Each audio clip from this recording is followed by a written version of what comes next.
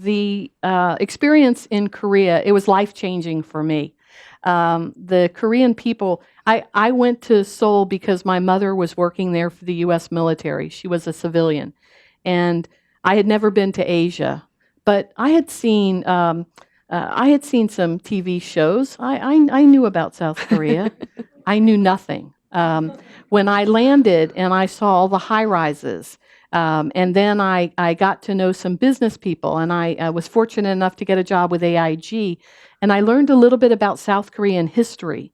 First of all, small geographic footprint, but South Korea has been invaded by foreigners over 900 times. The U.S., in my memory, 9/11, okay, I wasn't alive during Pearl Harbor, but I know about it.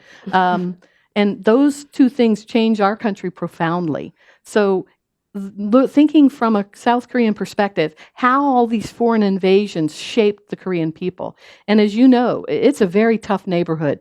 The winters are cold, the summers are hot, the terrain is mountainous, it's not friendly. Only 50 million people, this small peninsula.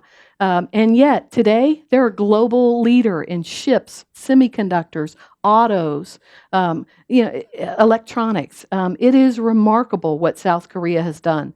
They don't have any natural resources. After the war, I've had the opportunity to fly above the peninsula in a helicopter.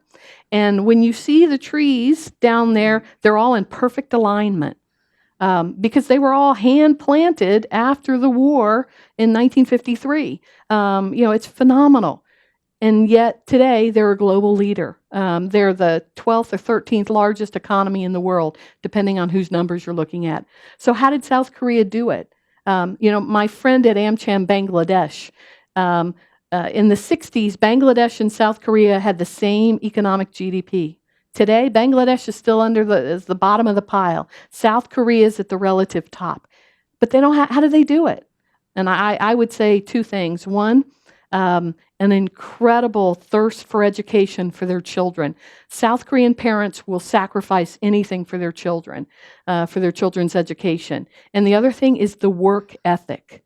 I am shocked at when Koreans decide to do something, it takes a little while to get agreement, but once they have that agreement, they will move so quickly. And our companies tell us this over and over again, that yes, it takes a while to get everybody heading in the same direction, but once they do, it's remarkable how quickly they can do it and the quality.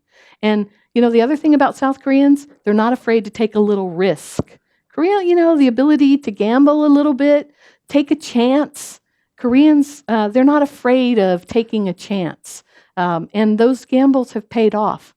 So I am very optimistic about South Korea. That's why I know that the KORUS FTA, yes, we're just getting started. We're only 2 years in. It really takes a decade to evaluate whether an agreement is successful or not.